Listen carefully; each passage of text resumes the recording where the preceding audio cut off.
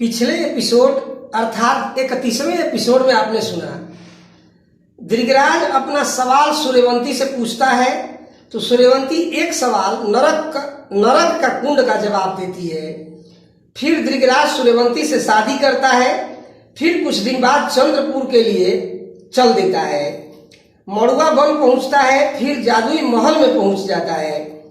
सिपाही गिरफ्तार कर उसे चंद्रवंती के पास पहुंचा देते हैं। चंद्रवंती शादी करने को कहती है दृगराज से, तो दृगराज सवाल पूछता है। चंद्रवंती जानवर वाले सवाल का जवाब देती है। फिर दृगराज चंद्रवंती से शादी करता है। फिर कुछ दिन चंद्रपुर में बिताता है।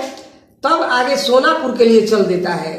धनवा वन में पहुंचता है। वहां एक तिरिया मिलती है। वहां एक दानव दृगराज को ले जाता है। फिर चंद्रवंती सूर्यवंती दृगराज को बचाने के लिए चलती है। दृगराज को छुड़ाती है और घर लौटने को कहती है, परंतु 2 सवालों का हवाला देकर दृगराज आगे जाने को कहता है। तब सूर्यवंती दृगराज को जादू की झोली और 2 जादू की छड़ी देती है और दृगराज उस जादू की झोली और 2 छड़ी को लेकर आगे की ओर चल देता है। अब आगे 32वें एपिसोड अर्थात अगले एपिसोड की कहानी विस्तार से सुनिए। दृगराज जादू की झोली और जादू की लकड़ी लेकर सोनापुर की राह में चल देता है। इधर जब सूर्यवंती और चंद्रवंती दृगराज को छुड़ा लेती है तो वन में एक जोर से आवाज होती है। तब वन कन्या वहां पहुंचती है तो देखती है कि वहां कोई पुरुष नहीं है, तो अफसोस करती रह जाती है कि बड़ा भाग्य से एक पुरुष आया था जो वह भी भाग गया। हाथ मलते रह जाती है। सूर्यवंती तब दृगराज को जादू की झोली देती है तो उस झोली में जादू का अपरंपार सामान रहता है। पोशाक, हथियार, बूटी आदि सब भस्म सब मरम बता देती है। अब आगे दृगराज सोनापुर की राह पकड़कर आगे जा रहा है।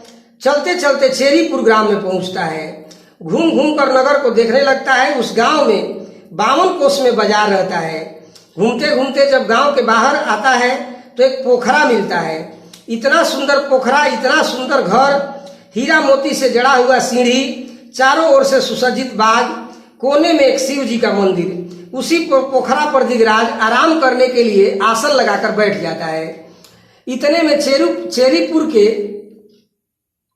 चेरीपुर की चनकेलिया पोखरा पर स्नान करने आती है। साथ में उसकी 4 सहेली रहती है। एक से एक सब सुंदर है। घाट पर अपना कपड़ा रखकर दतुअन करने लगती है। तब तक चनकेलिया कुंवर दृगराज को देख लेती है। दृगराज के रूप को देखकर लोभा जाती है। तब चनकेलिया अपने सखियों से कहती है कि सखियां देखो, घाट पर कितना सुंदर पुरुष बैठा है, जैसे उसका ललाट चमक रहा है। ऐसा पुरुष तो हमने आज तक नहीं देखा। जाकर पूछो उससे कौन है, कहाँ से आया है और वहां क्या कर रहा है, कहाँ उसका घर द्वार पता ठिकाना है। तब सखियां कुंवर के पास जाती है। दृगराज के रूप को देखकर सखियां भी लोभित हो जाती है और पूछती है कहाँ तुम्हारा घर द्वार है और कहाँ का पयान किए हो।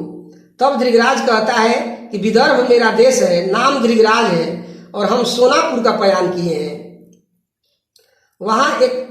वहां एक छोटा सा काम है। तब चंपा सखी दृगराज से कहती है हमसे विवाह कर लो, मैं तुम्हारी तिरिया बन जाऊंगी, तुम्हारे लिए पलंग बिछाऊंगी, तोशक तकिया लगाऊंगी, दिन रात तुम्हारा चरण दबाऊंगी, बहुत प्रकार से तुम्हारी सेवा करूंगी, रोज सुबह स्नान कराऊंगी, जन्म जन्म के लिए आपकी दासी हो जाऊंगी, हमसे विवाह कर लो।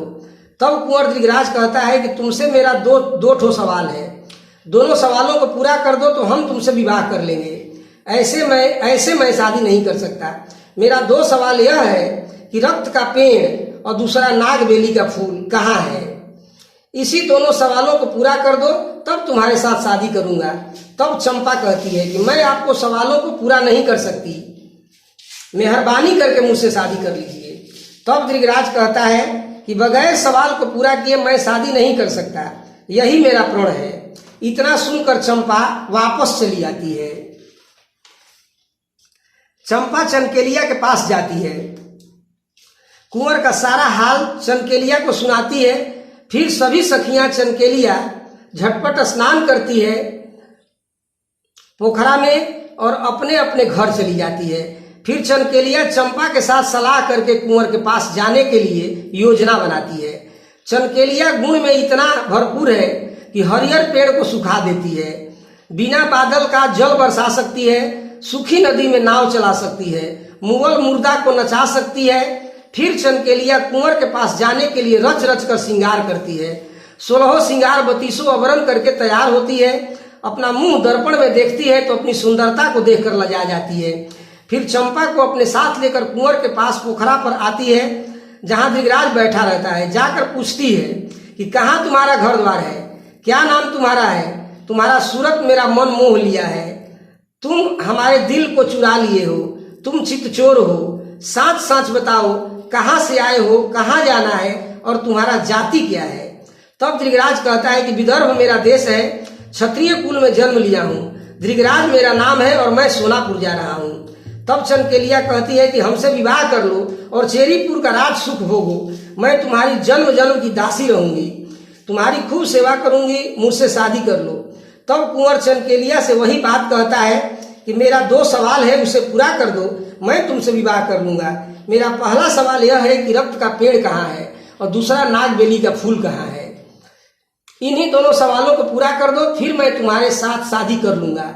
तब चनकेलिया कहती है कि मैं आपके सवालों को पूरा नहीं कर सकती, दया करके मुझसे शादी कर लो।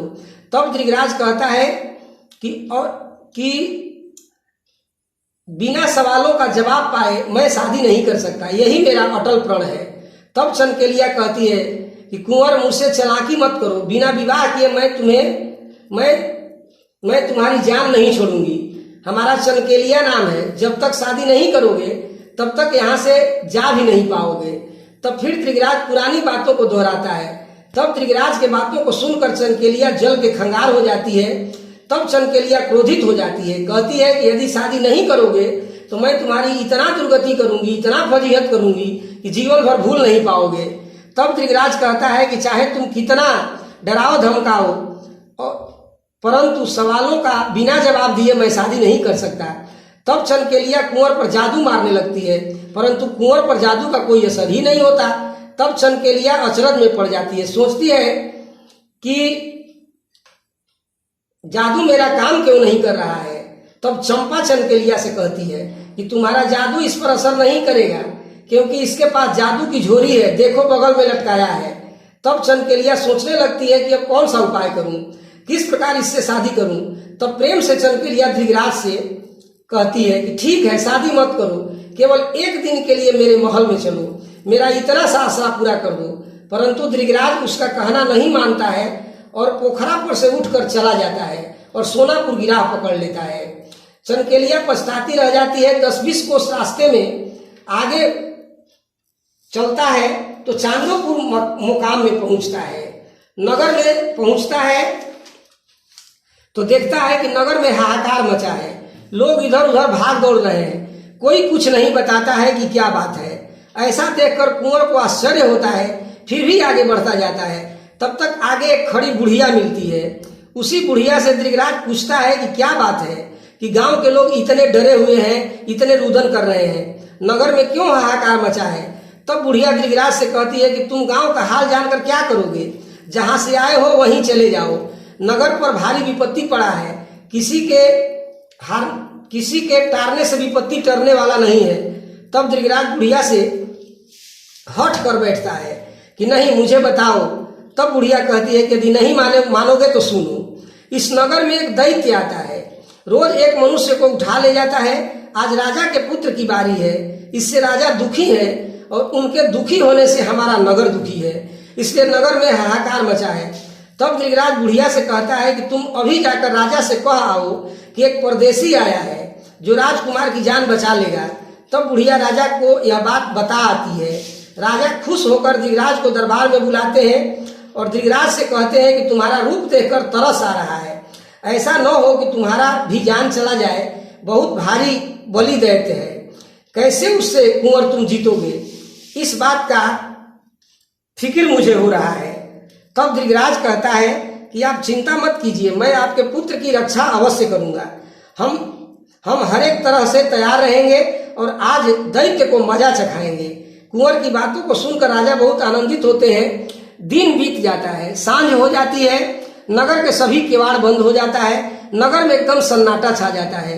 राजा के भवन में दृगराज छिप जाता है और दैत्य के आने का इंतजार करने लगता है। अपने समय पर दैत्य अट्टहास और शोर मचाते हुए आता है और राजभवन में समा जाता है। पीछे से दृगराज पहुंचता है और लाल लकड़ी दैत्य को छुआ देता है। दैत्य बेहोश हो जाता है। फिर दृगराज जादू की झोली से एक चूर्ण निकालता है और दैत्य के शरीर पर छींट देता है। दैत्य बिल्कुल कमजोर हो जाता है। तब दृगराज नीला लकड़ी दैत्य को छुआता है। दैत्य होश में आता है और कुंवर को सामने देखता है तो हाथ जोड़कर माफी मांगने लगता है। कहता है, कुंवर मेरा जान बख्श दो, आज के बाद मैं इस नगर में कभी नहीं आऊंगा। इतना सुनकर दृगराज दैत्य को थूक कर चटवा देता है। दैत्य का जान छोड़ देता है और दैत्य जान बचाकर ऐसा भागता है कि पीछे मुड़कर भी नहीं देखता है। यह दृश्य देखकर राजा बहुत प्रसन्न होते हैं। हाथ जोड़कर कुंवर से कहते हैं कि आपने मेरे पुत्र की जान बचाई, मेरे आधा राज्य का आप मालिक हो गए, तुम यही रहकर राज्य करो। तब दृगराज कहता है कि मुझे राज्य नहीं चाहिए, बस अब मुझे आज्ञा दीजिए। राजा बहुत प्रकार से समझाते हैं परंतु दृगराज नहीं मानता है। राजा से आज्ञा लेकर चल देता है। चांदोपुर में खुशियां मनाई जाती है, सभी प्राणी आनंदित हो जाते हैं। चांदोपुर के दुख को हटाकर कुंवर दृगराज सोनापुर की राह पकड़कर आगे चल देता है। चलते चलते मदनपुर के सिवान में पहुंचता है। मदनपुर शहर बहुत ही सुंदर शहर, नगर के चारों ओर पोखरा बना है, बीच में मदनपुर शहर है। सोचने लगता है कि अब कैसे शहर में जाऊं। तब तक दृगराज लाल लकड़ी पानी में छुआ देता है तो पोखरा का पानी सूख जाता है। तब कुंवर शहर में पहुंच जाता है। फिर नीला लकड़ी छुआकर पोखरा में जल प्रकट कर देता है। घूमते फिरते दृगराज राजा के महल के पास पहुंचता है और उसी चौक पर डेरा गिराता है और उसी चौक पर डेरा गिराता है और वहीं पर जादू का तमाशा दिखाने लगता है। लोग जुट जाते हैं और विचित्र विचित्र का तमाशा दिखाता है। तब तक राजा के महल के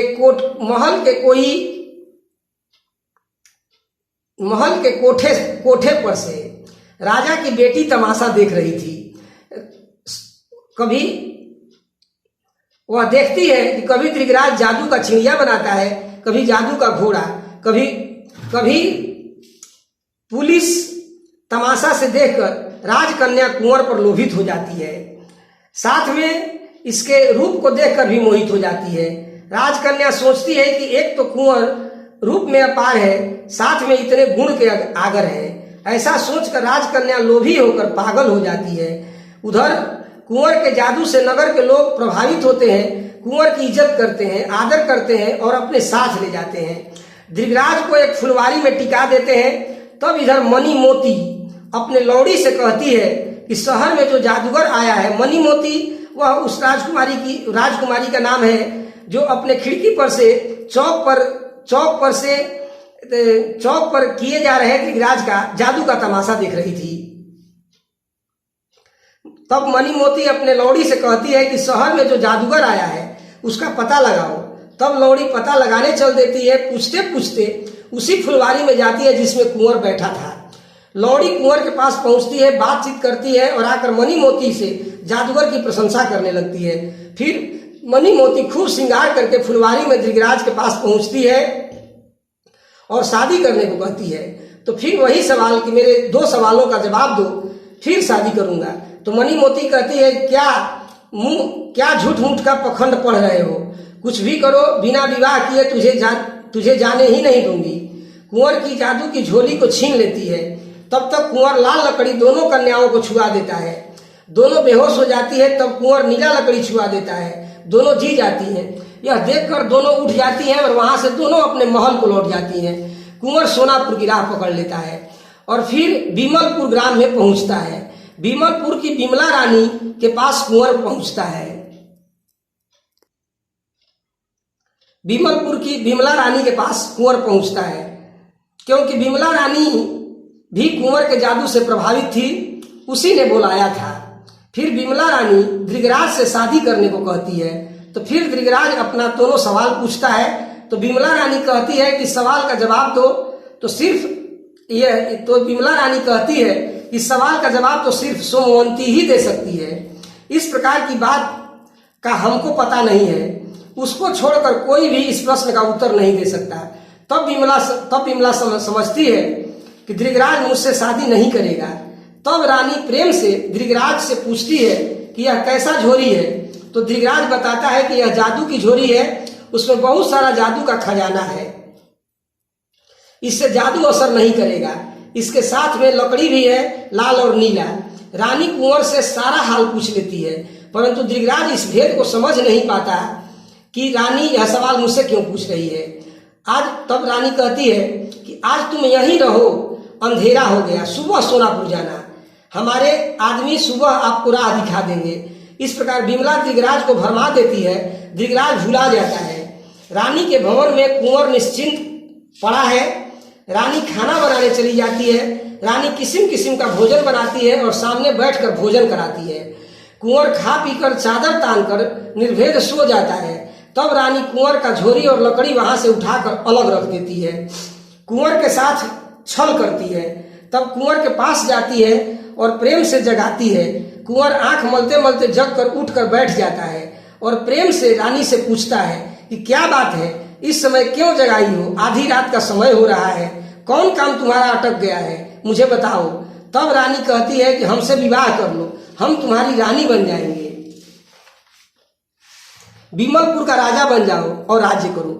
फिर कुंवर वही बात कहता है कि मेरे 2 सवालों का जवाब दो, तभी हम विवाह करेंगे। तो विमला रानी कहती है कि सवाल का बखेड़ा छोड़ो, बिना विवाह किए मैं जाने नहीं दूंगी, कुशल चाहो तो शादी करो। बहुत प्रकार से रानी कुंवर को समझाती है, परंतु कुंवर नहीं मानता है। तब रानी क्रोधित होकर कहती है कि तब खबरदार हो जाओ। इतना सुनकर कुंवर झोरी और लकड़ी खोजने लगता है, परंतु कहीं नहीं मिलता है। तब धृतराज पछताने लगता है।